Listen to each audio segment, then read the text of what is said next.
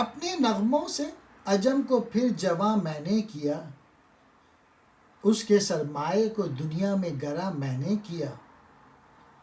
راہ سے بھٹکا ہوا سیرا میں ایک امواہ تھا، اپنی آواز درا سے کارواں میں نے کیا۔ عجم میرے نغموں سے جوان ہو گیا، اس میں زندگی کی نئی روح دوڑ گئی ہے۔ میرے جنوں سے، میری شاعری سے اس کے مال کا مول اونچا ہو گیا، اس کی متاع قیمتی بن گئی۔ بیاباں میں راہ بھولا ہوا ایک مسلمان کا ہجوم تھا، جو میرے جرس کی آواز سے قافلہ بن گیا، جس کی منزل مقصود ایک ہو گئی۔ عجم کہتے ہیں غیر عرب ممالک۔